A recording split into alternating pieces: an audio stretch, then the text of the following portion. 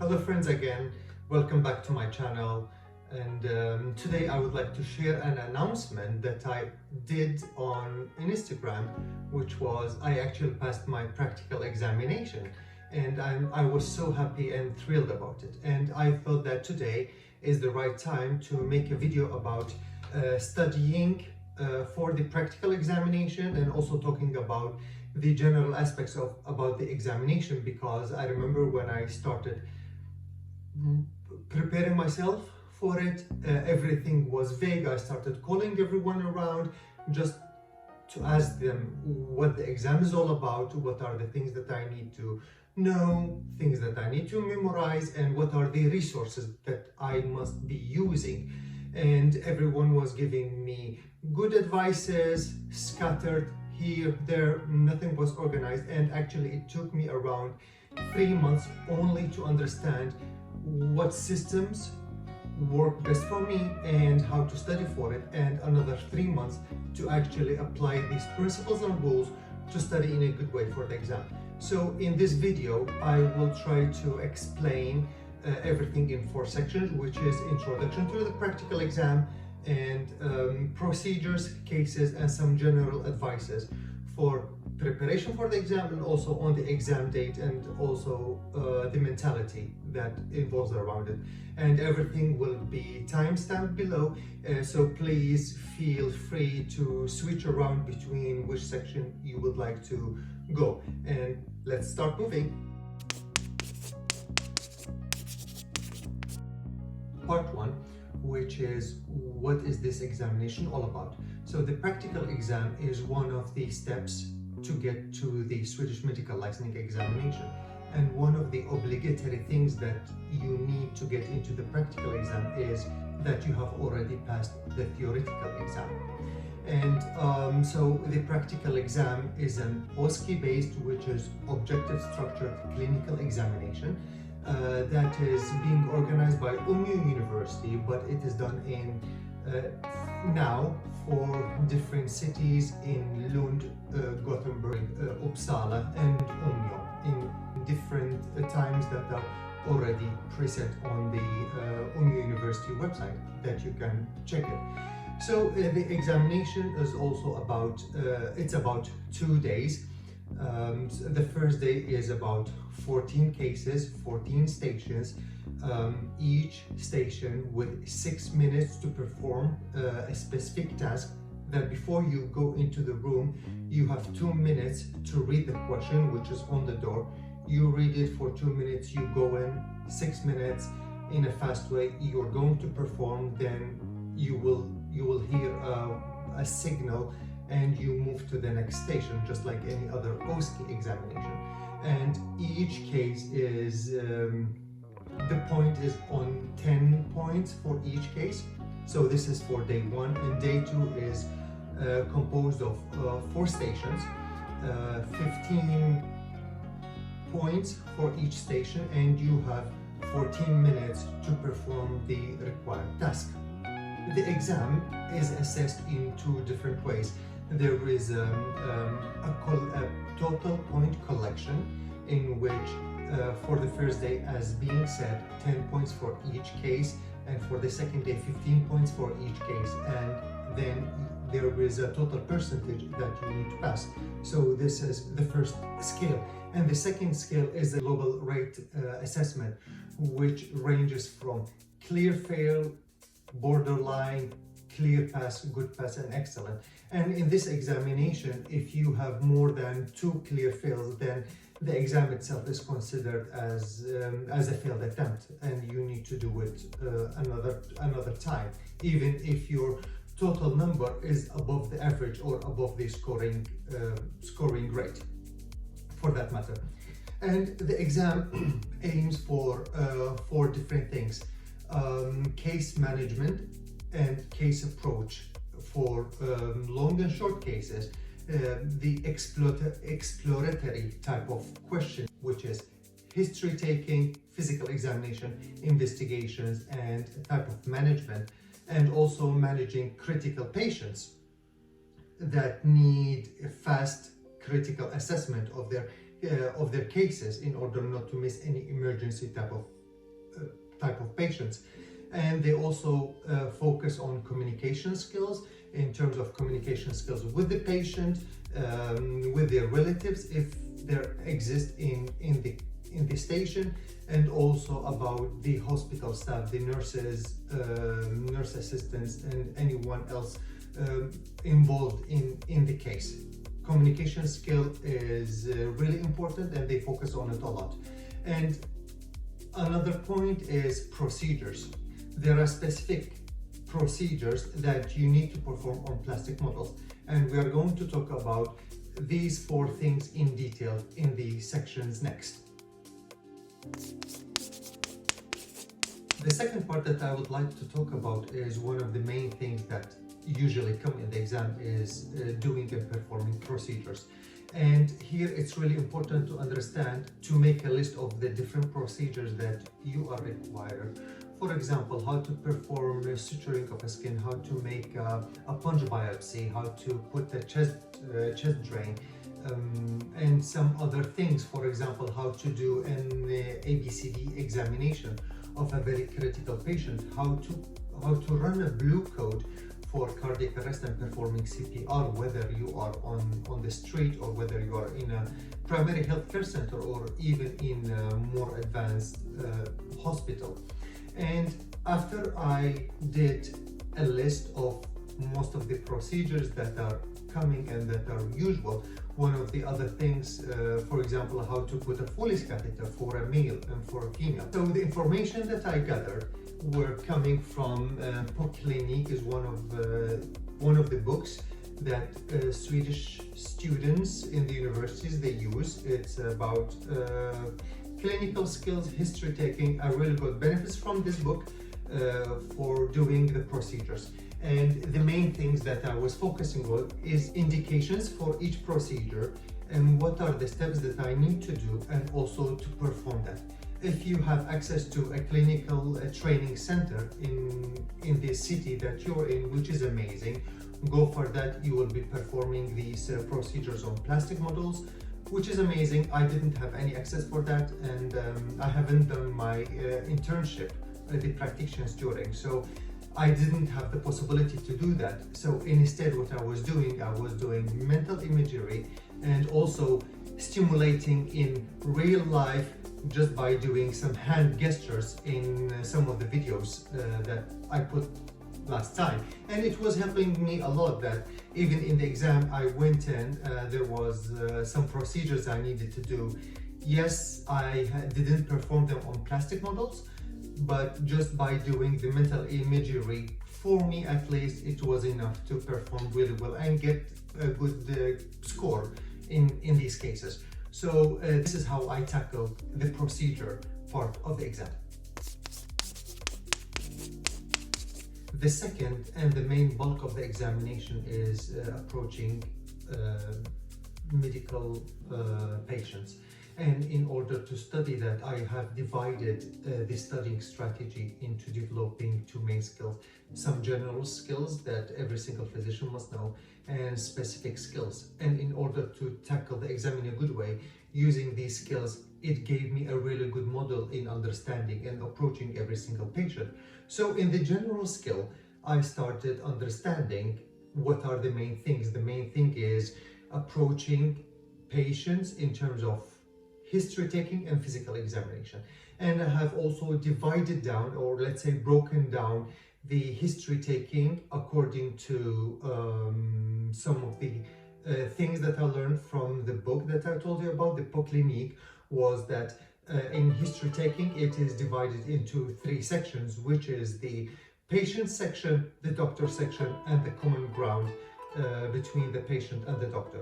And in the patient section is about getting information about the chief complaint, asking open-ended questions for the patient, understanding the chief complaint and the duration, and also exploring the eyes of the patient, which are the ideas, concerns, and also expectations of the patient. And the duration that you will stay in this section depends upon which day of the exam that you are going to perform. In the first day of the exam, you will go through the patient's part, definitely. but it will be a bit faster. You are not going to stay too much in that time or explore a lot. You will ask open-ended questions, understanding the ideas, concerns, and expectations of the patient, and you will go further because you only have 6 minutes and you need to do some other things. But they always appreciate that you start with an open question and exploring the eyes of the patient. And the second part, which is the doctor's part. In the doctor's part, this is where a doctor's skill, a physician's skill come in play, which is exploring in more detail the history, which is you have as the chief complaint, now it's time to understand the history of the present illness. And in order to tackle that, to prepare yourself, I would really suggest that you understand and make a list of every single system of the body, and understanding in each system what are the general symptoms that are involved, and also including the red flags in every single system. So in the history of present illness, you will be asking about all the symptoms involved in that system, including the red flags, which are really important because you will be excluding critical patients. And from there, you will move to systematic review, risk factors, history of past medical history, past surgical history, past drug history, and not forgetting past family history, and also the social history, which also play a very important role in exploring the approach for the patient. And after the history taking, you will move to physical examination. And in physical examination, it's really important to understand what are the things that you will be looking for. In the short case scenarios, in the first day you have 6 minutes, so you will not be able to perform literally everything, but you will need to be able to understand your physical examination of each system of the body, and also selecting the most important one of them that is going to help you in reaching the diagnosis. And moving to the third part of this section of the general skill, which is the common ground. In the common ground, you will be summarizing what are the things that you understood from history, and what are the things that you took from the physical examination to the patient, and also making a plan with the patient, and offering some investigations, whether they are radiological investigations, blood investigations, or any type of medication, or referrals or follow-up with the patient. And this is done in the common ground, the common part between the doctor and the patient. So moving from the general skill to the specific skills, because in every single case that the examination is dealing with, that it's about recognizing differential diagnosis for symptoms. For example, that in one of the cases you will get that a patient comes in with a shortness of breath. So you will try to understand, and the main idea of the exam is to assess the ability of the examinee to explore the general skills, which are the history taking in these three main parts, and also the physical examination, in order to build a differential diagnosis around that symptom. So what I would also suggest, when you have made a list of all the symptoms below it, for every single symptom, just know what are the main differential diagnoses that you will be thinking of. And this is the way that you are going to be able to make an approach for the differential diagnosis, to know the line of management for every single case. What will be the investigations involved, medications involved, whether referrals or follow-up. So this is how I tackled the part of the patients, which are the majority. After talking about what the exam is all about, how to prepare for it, for the procedures, and also for the cases, so I would like to end with some general advices that I wish I knew before starting preparing for the exam, and also in the exam date. And one of the things where I haven't started my internship yet, so, and most of my friends and most of the people that are performing the exam for now in the last 2 years, they have started doing their practitioners during, or let's say their internship while preparing for the exam. And I was always thinking that me not doing that, it is not going to let me pass the exam. And sometimes it was actually hitting on my nerves, and it was giving me so much anxiety that I was feeling not good enough, or I'm not practicing what I should be practicing for passing the exam. But actually, while doing the exam, I was really thankful that I have done the process without actually doing the internship, because it added a lot to me, and also it is totally passable without doing the practitioners during. I wish I knew that it would have saved a lot of energy, a lot of mental positivity while preparing for the exam. So that was number one.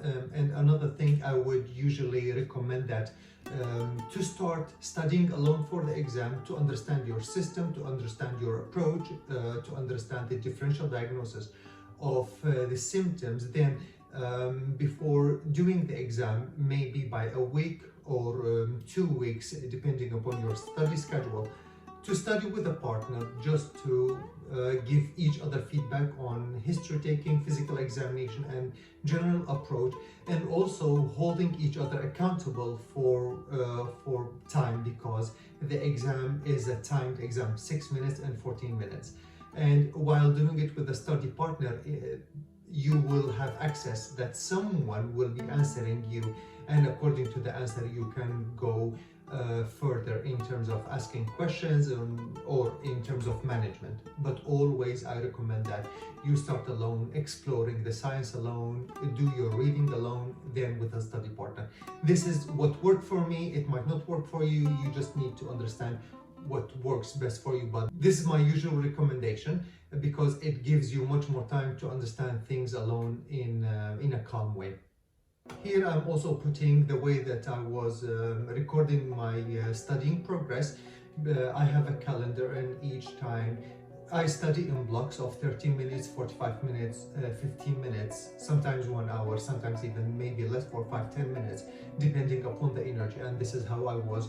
I organized my lists, the systems, and also my calendar, just for you to understand, or just to give you an idea about how to do it. So talking about the exam itself. The exam itself, the majority part of it, it's not only about information and knowledge management and acquiring and actually performing these skills. It's mostly about anxiety control, because it's an exam, and for most of us, this is a very important exam.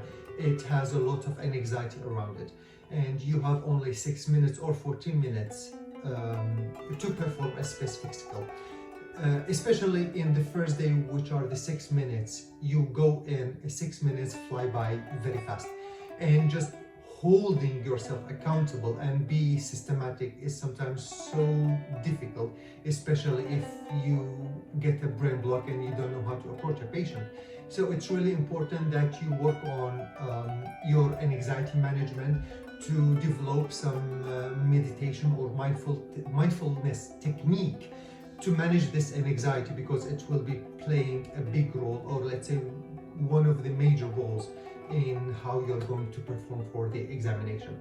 And the examination itself, it's divided into 2 types: straightforward questions, straightforward cases that you will directly know what the patients are about, and you just need to perform the task in a fast way. For example, an anaphylactic shock, or someone with severe asthma, someone with a cardiac arrest. So these things are really clear, and you need to know the steps. You need to know what are the things that you're going to perform directly without thinking. You have to know your material. And you will also get some other cases in which they are more exploratory. So this is the intention of that OSCE station, which is about you understanding and exploring the idea, going into details into the history taking and physical examination and thinking in a broad way, and this is the idea. So you're not reaching a specific diagnosis, totally fine, because this is the idea of the patient to develop a differential diagnosis and to develop an approach. One thing I wish I knew before the exam, actually I was warned about it. One of my close friends, he told me about that, but I actually forgot, is really important to ask the age of the patient. So never be fooled because they are not actual patients, they are actors. So you go in, you might find a young 25, 24 years old male, female actor playing a role of 75 years old male or female. So it's really important to understand that and not to be fooled by the appearance. So always ask the age. One of the other things that I wish I knew, it was always a question mark for me, which is if I ask an irrelevant question that is irrelevant to the system of the patient, how they would be answering. Actually, the actors are really helpful in terms of what, even if you ask an irrelevant question to the case that they have, they will not let you lose your way. They will just say, no, that thing is normal. There is no intention for the examiner or the actors to make you lose your way. Actually, they're really helpful. They are there to encourage you. And actually, the support that I was getting inside the station, they were really encouraging, really smiling. Even at points we were feeling that really stressed, they were supportive. It was a great environment, I would say a thriving environment, at least for me. Sometimes you got a brain block, just like that. You're so stressed, you have been studying a lot, you have been spending sweat, blood and tears into this exam. You go in and you get a mental block, just like that. Everything is white, you don't remember anything. So in these moments, it's really important that before the exam, you work on being as systematic as possible. Even if you don't know the approach, just stick to being systematic. Stick to your history taking, stick to your physical examination, and also being systematic in the way that you will be managing a patient.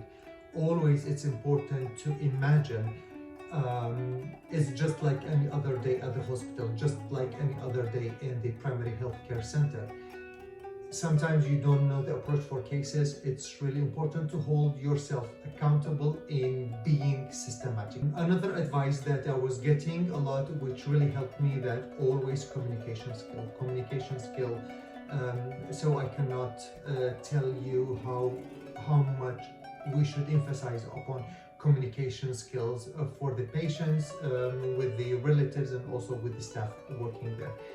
Put a smile on your face, introduce yourself, have this very positive attitude. You go in, be curious about the patient. It's not only about putting your knowledge out there. Maybe you don't have the knowledge at that time, maybe that particular disease you haven't read, or maybe you have forgotten about the management, which is totally fine. We are human beings, we forget.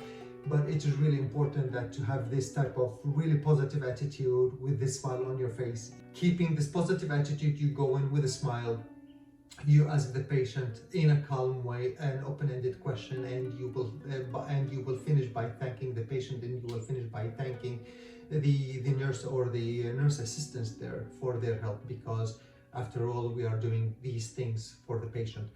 And it is always good to say that you don't know something. If there was something that you're not sure, just say that you're not sure, and it is totally fine that when you get into these situations, you say that I will be contacting a colleague, I will be contacting my supervisor, I will check the guidelines, and they are open about it. So I really hope that I covered most of the things to prepare for the exam. I hope that these advices and the study schedule and study techniques we're to help you. And please, if you have any question, and if you guys want me to do a live online lecture, or just like a chat with you guys, just hit me in the comment sections below. We can always organize something online, like live. We talk about it, brainstorming ideas, study schedules, study systems, in order to approach the practical exam. And I hope that this video really helped you, and for those who sticked around until this moment, I really hope that you will be passing your exam, and everything will turn out great. And just enjoy the knowledge, enjoy the journey. It's not only about making it there, it's not only about the goal, it's about enjoying the journey. So always embrace the journey, and keep a positive attitude.